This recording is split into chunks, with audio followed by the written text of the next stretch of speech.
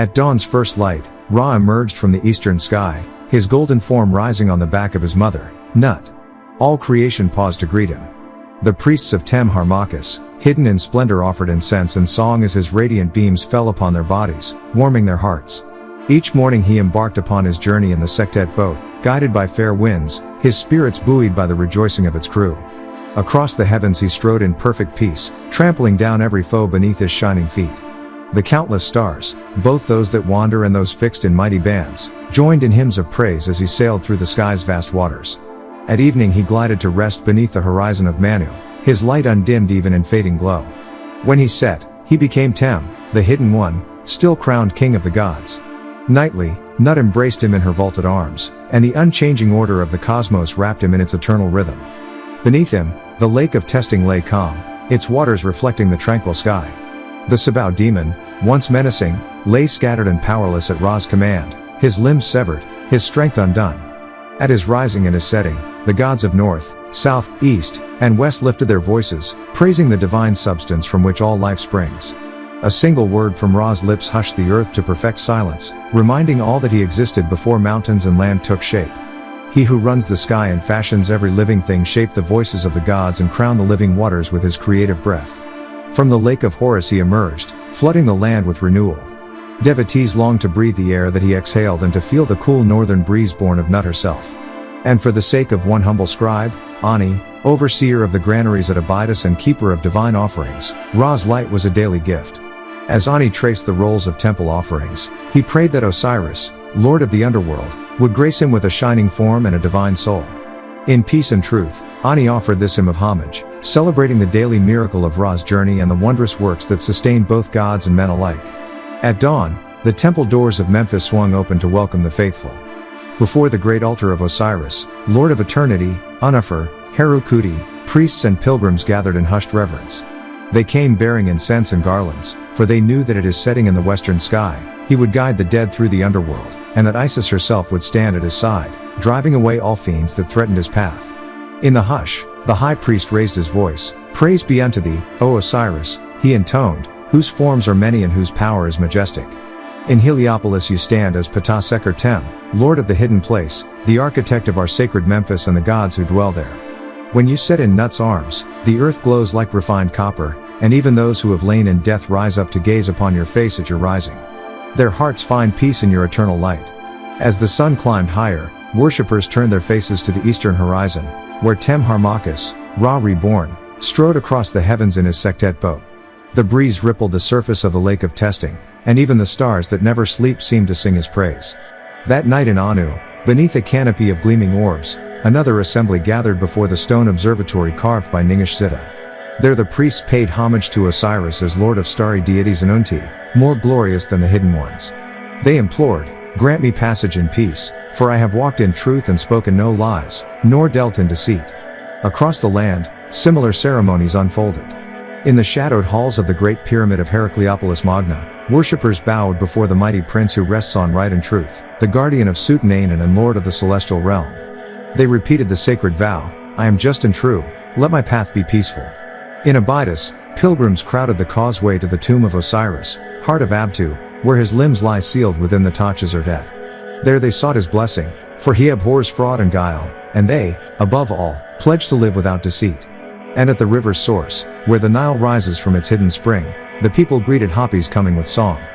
They hailed the god who sails the Seker boat upon the desert's acacia sands and brings the floodwaters that nourish the land. "Let me pass in peace," they cried, "for I have not spoken lies, nor done wrong." Finally, as stars wheeled overhead, all voices joined in a final chorus to the creator of the gods, king of north and south, Osiris triumphant, ruler of the eternal seasons. "O grant us peaceful passage, for we walk in justice and truth, and our lips have known no lies." And through these daily rites, at dawn and dusk, in temple and tomb, the people of ancient Egypt wove their lives into the everlasting cycle of life, death, and rebirth, under the watchful eyes of Osiris and the radiant might of Ra. Before the first light of dawn, Osiris Ani, scribe, overseer of Abydos, and triumphant son of Nut, stood on the eastern terrace of the temple, his eyes fixed upon the dim horizon. All about him stirred, the silent priests preparing incense, the keepers trimming the braziers, the river's pale laugh as it lapped the quay. As the rosy edge of morning crept into view, The great disk of Ra rose upon the horizon, carried by the Sektet boat upon currents of golden wind. Ani lifted his arms in unison with the sun, his voice clear as blown silver. Hail to you, O disk of light, Lord of rays who greets the east each dawn. Shine your brilliance upon my face, for I, Osiris Ani, triumphant, offer my hymns as you ascend. May my soul journey with you aboard the Metet at sunrise, and may I find rest in your Sektet at evening among the watchful stars. Behind him, the temple doors opened onto the vast underworld halls of Amentet, but Ani's thoughts lay with the living sun. As the first shafts of light struck the gilded head of Ra's statue, he continued, O Tem Harmachis, self-created, whose beauty renews the heavens, your radiance spills across north and south alike. Net Unnut crowns your brow, your Uriai shine on every shrine. Thoth stands upon your prow to vanquish every foe. From the deepest Duat, the shades rise to greet your brilliance, bowing before your image. With each word, the dawn deepened. Ani's heart thundered with the promise of resurrection, for he knew that his faithful worship would bind him forever to the cycle of life and death. When I lived upon earth, I adored you, he whispered. Now, may I enter the everlasting land with the blessed dead, perfect, holy, reborn by your grace. As the sun climbed higher, Ani turned his gaze upward to the wandering stars. You who move in timeless law, know I may measure your splendor, he intoned. In a single breath you traverse the heavens, so swiftly that 1,000 years for mortals pass in the blink of your eye. Yet even as you vanish at dusk, you prepare the light that ends the night. At midday's height, when the sun stood triumphant above, Ani paused to fill his lungs with air warmed by Ra's breath and cooled by the whispered breeze from Nut. He bowed once more, O great light, whose birth renews the world, whose flood of rays brings life to all lands and temples, strengthen my Ka with your bounty, and grant me victory over darkness in the underworld. Let no evil blot my path beneath the earth, and may your majesty guard me in every season. In that golden hour, Osiris Ani, scribe, priest, and faithful servant, sealed his prayer with stillness. As the sun wheeled toward its zenith, the temple thrummed with the memory of his words, a living hymn woven into the eternal rising and setting of Ra, the disk of life itself. At the edge of twilight, the great hall of judgment stood silent beneath the pastel sky. There, Osiris Ani, scribe of the divine offerings in Thebes, triumphant son of Nut, knelt before the black basalt shrine. His voice rang clear through the hush as he prayed, Grant that I may join your venerable servants, O Lord of eternity, and stand among the shining ones. Let me be counted with the souls in Ta Chisare, and decree for me a joyful passage into the Sekhet Aru, the field of reeds. A breath of wind stirred the flickering lamps, and from the shadows a voice answered, deep, resonant, like water over polished stone, Rise, Ani, for your words are heard. You shall come forth into the heavens and pass over the sky in Ra's company. You will stand among the starry deities, and praises will rise to your name aboard the Atet boat. You shall behold Ra within his shrine each dawn, and journey alongside his disk, day by day. You will witness the ant fish leaping in the turquoise waters, and glimpse the sacred abtive fish at its appointed hour. No trap the evil one lays can snare you, his limbs shall be shattered before your eyes. As Ra sails with fair wind, the Sektet will carry you safely into port. The mariners of the sun god will rejoice, and the heart of Net-Ankh will be glad, for her lord's enemy has fallen. You shall stand beside Horus at the pilot's perch, with Thoth and Mot on either hand. All the gods will rejoice when they see Ra arrive in peace and renew the hearts of the shining ones. There, triumphant, Osiris Ani, you will join them forever in light. With that, the shrine's lamps flared, and Osiris Ani rose, his soul alight with the promise of a mortal journey. Across the dusking sky, the first stars appeared, silent heralds of the path that awaited him beyond the veil of death. As dusk's purple fringe crept across the desert sky, the gates of the underworld, Tuat, stood open once more. Here, where living and dead meet, the great disk of Ra Tem glowed like a second moon, sinking through the western waters of Amentet. Within the shadowed halls, the silent Kus, the luminous spirits of the departed, stirred and bowed as the sovereign of the sky descended. His Uriai, serpents, hissed softly at his sides, and behind him trailed the power of Osiris, lord of the hidden realm. At his approach, every demon, fiend, and wavering shadow quailed, for in his presence the forces of chaos are severed and cast aside. And high above the shifting sands, a lone priestess, Mut-Hetep, triumphant, lifted her voice in an offering of praise. Behold, O Ra Tem, in your radiant progress you rise, and in your living glory you set in Amentet's western land. Isis embraces you in peace, your mother, Nut, spreads her starry canopy overhead. The gods of south and north, east and west, bow low before your light. Thoth stands guard at your prow, and Mot balances the scales of truth at your stern. As you pass the hidden gates, your beauty shines upon the hidden places. The souls who dwell by the turquoise waters of SABAT-U greet you with come in peace. And the boats of the gods swing in harmony to your passing. Even Isis, whose tears gave birth to you, rejoices, her faithful son, O mighty one of fear and wonder. Grant to me, your humble servant, a path in your presence, that I may stand among the blessed in Osiris's hall. As your beams flood the world, so let your grace flood my heart, that I may triumph over darkness as you do each day. In reply, the silent air gathered into a voice that rumbled like distant thunder. Child of earth and faithful one, your words are woven into my essence. You shall come into the celestial realm and stand among the starry hosts. Your name shall be praised on the Atet and Sektet boats alike. You will witness the leap of the turquoise ant fish and the secret hour of the Abtu fish.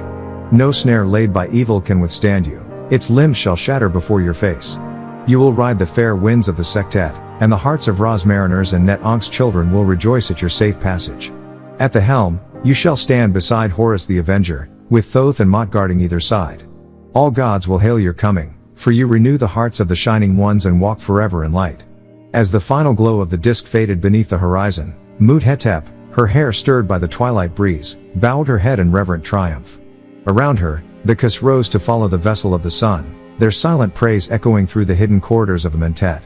And in that sacred moment, heaven and underworld stood as one, joined by the inexhaustible light of Ra and the eternal power of Osiris.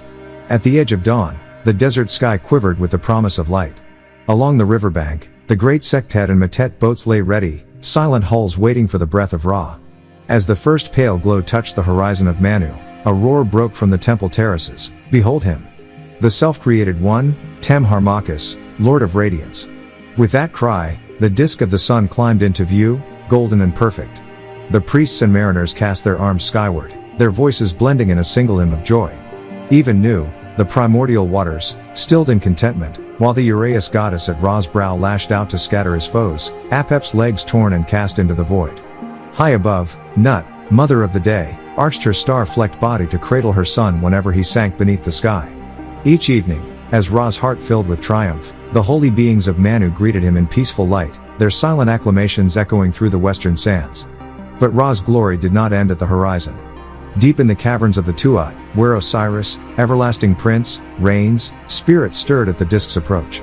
The Kas, those luminous souls entombed in ancient chests, pressed forward, hands outstretched to welcome the sun's Ka, its living double. Their two eyes glowed as they followed his passage, and all the lords of the underworld rose to stand in his brilliant train. As the morning rays pierced the hidden grottos, Osiris's children breathed anew. Helplessness fled before the light, pestilence and fear dissolved like mist. The dead took hold of the boat's bow, guided by Ra's warmth, and emerged into the world above, their forms radiant with rebirth. Day by day, the disk ascends and descends, and each cycle renews the covenant between heaven and underworld. And ever victorious, ever beautiful, Ra rides his bark across the vault of sky, embraced by his mother Nut, hailed by gods and spirits alike, Lord of eternity, maker of the gods, and breath of life to all who worship him. At the edge of dawn, the temple gates of Heliopolis swung wide to welcome Horus, son of Isis and heir of Osiris, ascending in a shaft of golden light. Before him walked priests bearing a wreath of triumph, woven by his father, Ra-Tem, from living green reeds and lotus blossoms. This crown, they intoned, marks you as beloved of the gods, and it binds you to eternal life. Behind the throne, Osiris Kentamentet, lord of the hidden realm, stood in silent blessing. Beside him, the earth god Seb reached out, laying upon Horus the full inheritance of heaven and earth, the two lands, from the sun-baked border of Cush to the fertile delta. With the wreath settled upon his brow, Horus took his place upon Ra's ancient seat. Around him the assembled gods, from the radiant company of Heliopolis to the silent princes of Abydos, raised their voices in acclaim. Horus, victorious son of Isis and Osiris, your rule shall know no end. From that moment, Horus's power was proven in ritual and in war. On the festival of the rising sun, he repeated the sacred words of triumph 4 times. At each recitation the serpent said and his fiends writhed and fell, their bodies sundered by divine command. On the night of the judgment, he strode through the cosmic courts, weighing truth against deceit, his Ka unshakable, his cause just. At the feast of plowing in the fields of reeds, Horus again called upon the names of his fathers and lit the lamps of festivity. Each invocation sent tremors through the underworld, fiends were cast down, their heads severed and their forms flung into the valley of oblivion, where the great destroyer holds them fast. Yet Horus did not rest on that single night's glory. He celebrated 1,000,000 festivals in the sight of the gods, each time chanting the ancient spells that shattered his foes. With every victory, new songs were composed in his honor, and the lands he ruled shone with peace and plenty. Thus Horus, the son of Isis, crowned by his father's wreath, enthroned upon his rightful seat, and upheld by every god of sky and earth, stood forever triumphant. His enemies, once fierce and numerous, were reduced to whispers in the wind, never again to challenge the radiant power of the living king. As twilight's shadow stretched across the desert, the great halls of Anu stirred with anticipation. In the vaulted chamber of Heliopolis, Osiris the scribe Nebseni, keeper of sacred rites, stood before the assembled princes of every god and goddess, his heart steady though foes gathered like vultures at the horizon's edge. From the hush emerged Thoth, ibis-headed lord of wisdom, his pen in one hand and an incense smoke crook in the other. He spoke Nebseni's name, and at his command the air crackled with silent power. Hail, Nebseni, scribe of truth and piety. As I once bound the enemies of Osiris, so now I ensnare those who rise against you. At his words, the shadows of rival spirits slunk back, unable to withstand the gods' binding glyphs. Across the hall, statues of the great sovereign princes, patrons of Anu, Tatu, Sekhem, Pi, Tipu, Anrut F, Rikti, Rish Tau, Abydos, the paths of the dead, and the sacred plowfields, seemed to lean forward in silent accord.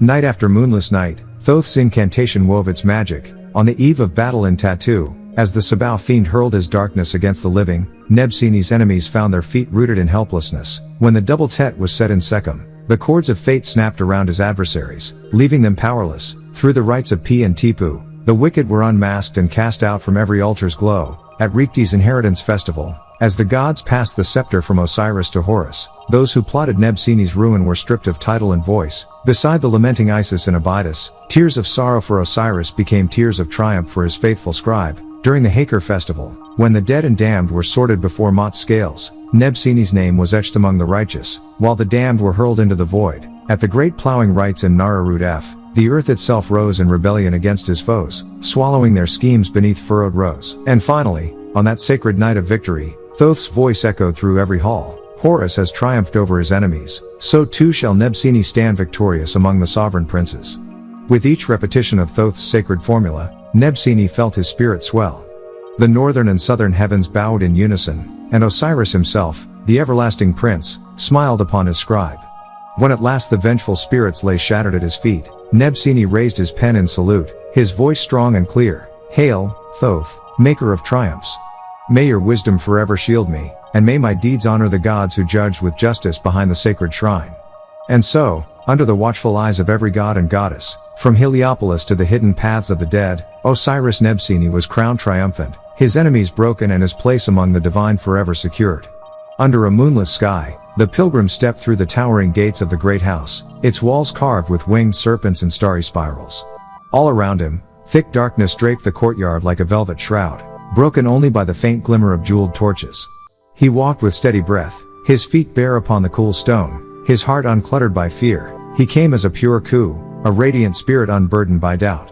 At the head of the hall of night stood the Lord of brightness, his form both shadow and flame. Cloaked in deep indigo robes, he bore the dual crowns of dusk and dawn, prince of starless hours and the first pale light. His two hands hovered at his sides, awaiting the pilgrim's plea, and his eyes shone with the memory of long-gone ancestors whose wisdom guided his rule over the hidden realms. The pilgrim knelt, bowing until his brow touched the cold marble floor. Homage to thee, O master of the dark and the light, he intoned. You who reign at the threshold of sight and oblivion, I stand before you in purity of spirit. Grant me the voice to speak truth, that my words may ring clear even in the deepest black. And when clouds gather and shadows press in, guide my heart so I might walk without faltering. The Lord of brightness inclined his head, and the jeweled torches flared in acknowledgement. For a moment, the silence thrummed like a living thing. Then the god reached out, his fingertips brushing the pilgrim's shoulders. A warmth spread through the young traveler's chest, and in his mind's eye, a path of glowing runes unfurled, promises of clarity, courage, and purpose. As the pilgrim rose, the darkness around him seemed less formidable, each starless corner now a silent ally rather than a threat. With a humbled bow, he turned to depart, clutching the gift of a steady tongue and a steadfast heart. Behind him, the Lord of brightness receded into shadow, his vigil unbroken until the sky gave way once more to dawn. From the darkness of the hidden land, I emerge, born from the cosmic egg where shadows and secrets dwell. My first breath tastes of mystery and flame, and in that moment I know my destiny. Before me stands the great God, Lord of the Duat, his throne carved from midnight and moonlight. Around him sit the sovereign princes of every realm, their eyes unblinking as they await my voice. My heart trembles, but I step forward with purpose. Oh, grant me a mouth, I pray, that I may speak boldly in your presence. A hush falls. The God inclines his head, and warmth suffuses my cheeks. Words flow through me like living water. I am Osiris, Lord of Re-Stau, I say, my voice echoing against unseen pillars. And I, Ani the scribe, stand triumphant before you. Let my hand move freely, my arm unbound by fear, as I claim my rightful place among those who gaze upon the steps of eternity. The princes stir, and a gentle light glows at my fingertips. I lift my hand to touch the rim of the pool of fire, its waters roaring with embers. With a single gesture, I quench its flames, turning heat to hush. In accordance with my heart's deepest desire, I continue, I have journeyed from the pool of fire and mastered its blaze. Here, in the hidden heart of Duat, I stand renewed, scribe of the gods, bearer of their words, and triumphant heir to Osiris himself. And so I take my place among the divine, voice granted, arm unshackled, destined to inscribe the eternal record of light born from darkness. At the first light of dawn, the temple of Ptah yawned open its massive doors. Within its silent halls, the air hummed with the memory of ancient songs. There, before the polished altar, Sekhet, goddess of power and protector of her city, stood bound in ghostly swathings that muffled her voice and dimmed her presence. A single torch flickered as the high priest approached, bearing the chiseled rod of Ptah. He raised it in both hands and intoned the sacred words, "May the good Ptah open her mouth, and may our city's lord loosen these bindings from our goddess." At once, the bandages around Sekhet's lips slackened. Yet another weave of bondage, woven by the trickster Set, still held her words captive. From the shadowed corner of the hall strode Thoth, ibis-headed master of spells, his hands full of glimmering charms. With practiced grace he laid each talisman upon the bindings, chanting softly as the swathes unwound and fell away. But even as the last strip of linen drifted to the floor, Sekhet's voice faltered, ensnared by unseen threads of malice. Then came Turn, God of divine force, his arm raised in a mighty gesture. He hurled those invisible fetters back at their makers, phantom ropes of darkness that shattered against the temple walls and dissolved in a whisper. Now free to speak, Sekhet lifted her head. A blade of iron gleamed in Shu's hand, the very knife with which he had once opened the mouths of gods themselves. With a precise stroke, he severed any lingering bonds from her tongue. At last, Sekhet's voice rang clear, strong, resonant, unbound. She moved to her throne beneath the vaulted sky, where the winds of heaven swirled like living breath. In that high place she became Sa, the great goddess who dwells among the souls of Heliopolis. Around her, the company of the gods gathered, Ptah's craftsmen, Thoth's scribes, Shu's winds, and Turn's warriors. Before every charm or whispered curse aimed at her, they formed an unbreakable circle, each divine presence a shield against deceit. So Sekhet sat enthroned in the great wind of heaven, her speech restored and her power unchallenged, guarded forever by those who answer her call. Before the dawn, when the sky was still a restless sea of stars, Khepera stirred within his mother Nut's embrace. Born upon her thigh, he unfurled himself into being, a spark of light birthed from the midnight womb of heaven. High above, the gods of Nu watched his coming with awe and unease.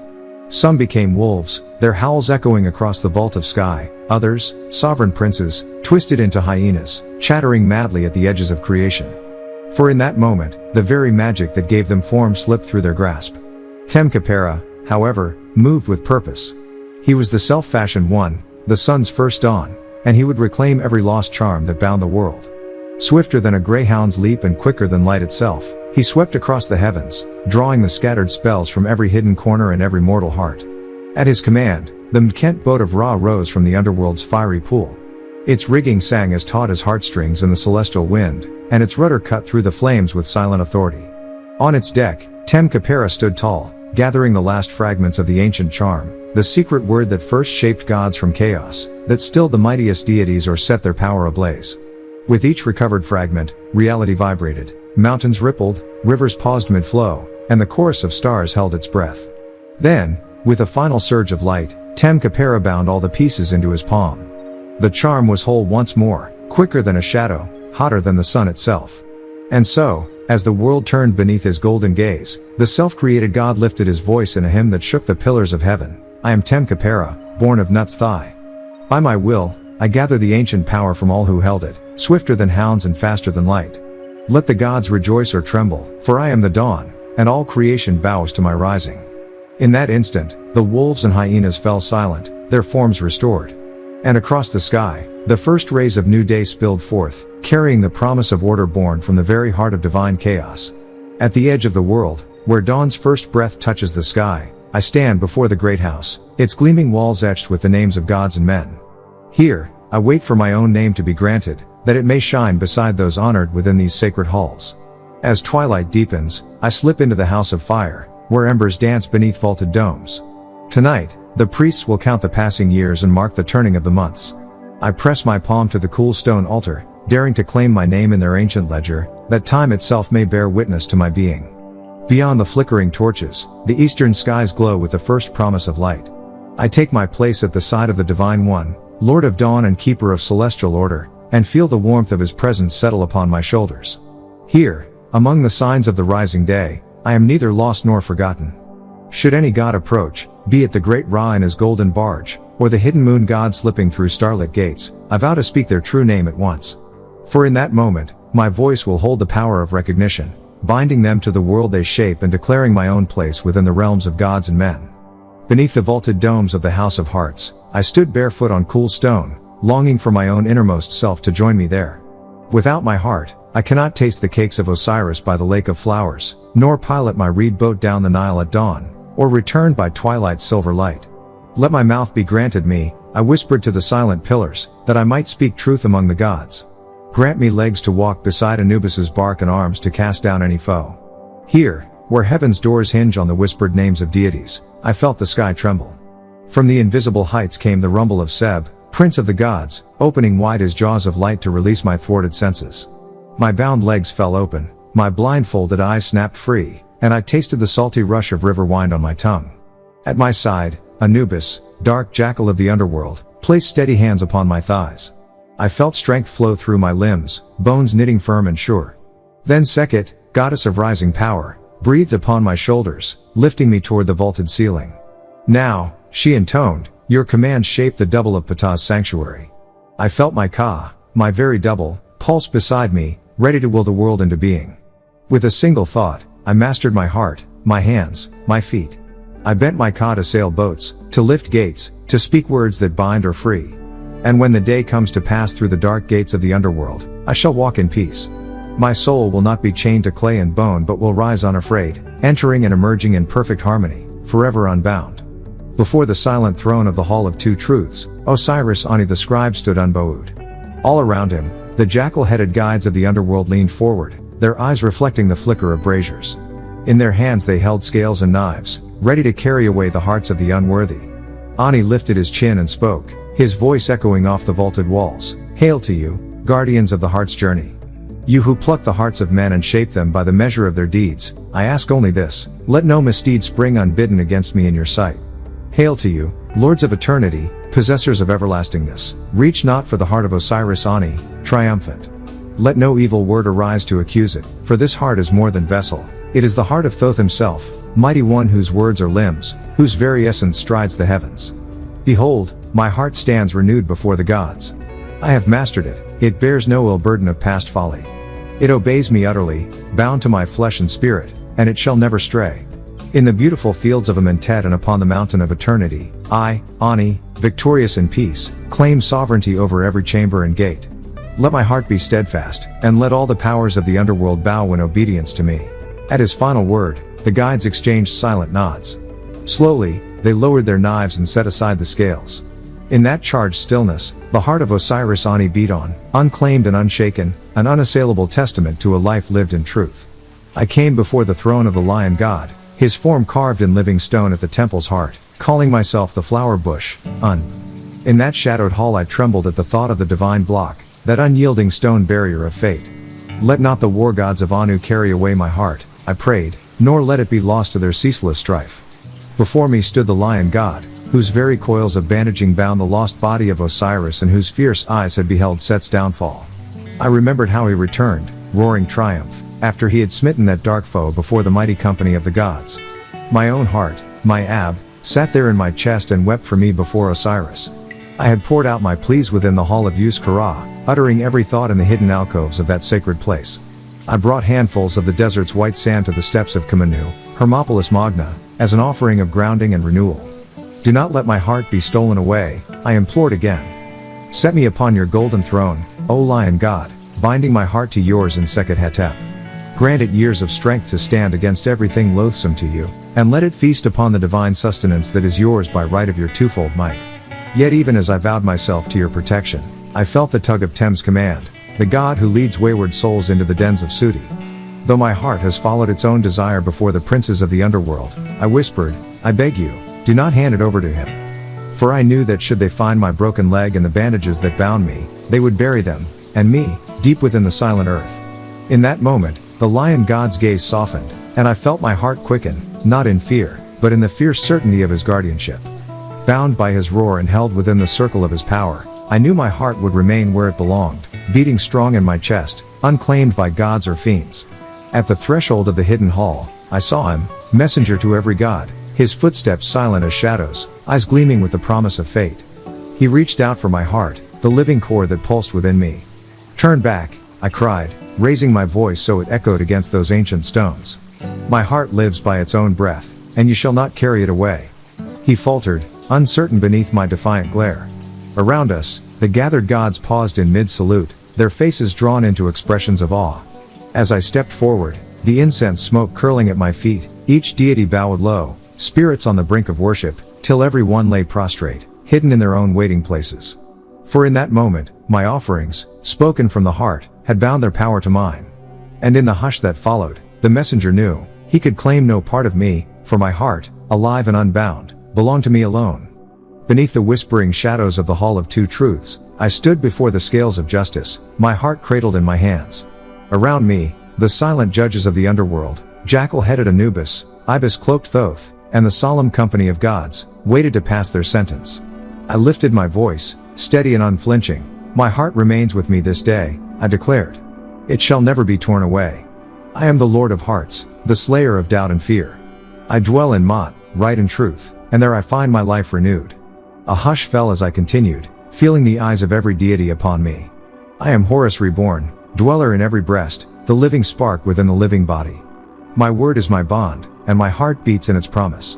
Let no hand steal it from me, no wound shall mar its strength, no gash shall claim its courage. Soft footsteps echoed as I addressed the great parents of gods and men. Grant me life within the body of my father Seb, and shelter me in the embrace of my mother Nut. I have walked without sin, keeping my feet upon the path the gods adore. Let me not taste defeat in their courts, but stand triumphant, heart unbound and soul at peace. In that moment, as the final echoes of my vow faded, Anubis inclined his head. The scales balanced without my heart weighing them down, and at last, I felt the warmth of acceptance flood through me. My heart, no longer a prize for careless hands, beat free and strong, sealed by truth, crowned by victory, and destined to rise with the dawn. From the silent depths of the underworld, I took shape on a pillar of dawnlight, Bennu, the living essence of Ra reborn. My wings spread wide, casting golden reflections through the hidden halls of the Duat, where gods below and gods above gather in reverent hush. As the guide of their souls, I led each divine spirit from shadow into day, their hearts alight with purpose and the strength of their cause. They soared upon my currents, stepping into the world of living men to fulfill the destiny woven into their very bone. Now, I call to you, Osiris Ani, scribe and seeker of truth, awaken your own soul to this sacred task. Let it rise beside me, a silent force shaped by your Ka, ready to walk upon the earth and enact the will written in your heart. So shall your spirit stand among the gods, guided by the flame of rebirth, carrying your word into the world as the living soul of your own becoming. Thought for a couple of seconds. Osiris Aufang stood on the threshold between two worlds, his feet firm upon the earth, yet his spirit already traversing the golden halls of Amentet. Born of the river goddess Shurat Amsu, he carried in his chest the echo of creation itself, his own heart, repeated in his words like a mantra. My heart, my mother, my heart, my mother, he cried, his voice rising to mingle with the desert winds. My heart of my very being upon earth, stand with me now as I pass in judgment. Let no shadow of doubt oppose me before the sovereign princes, and let no wickedness rise against me in the presence of the gods. As he spoke, the clouds of the divine gathered overhead. From their midst, the gods who wielded scepters of judgment gazed down, their forms half glimpsed in the shimmering mirage of heaven. Osiris Aufang lifted his arms in supplication. Make entreaty for me, he implored softly, O ye gods who dwell in the divine clouds and are exalted by your scepters. Speak fair words for Osiris Auf-Ankh, that I may prosper before Nehebka and be recognized as a worthy spirit. Though his body lay upon the earth, entombed in its cold embrace, his soul reached out into the eternal. Though I be joined unto the earth, he vowed, and rest in the hidden heart of heaven, let me not perish in Amentet. Grant that I become a Ku, an enduring spirit, forever and ever. Beneath the silent gaze of the great god of the west, Lord of Amentet, Osiris Auf-Ankh's plea drifted like incense through the palace of the dead. And there, amid the hush of eternity, his words were received, and his journey continued without end.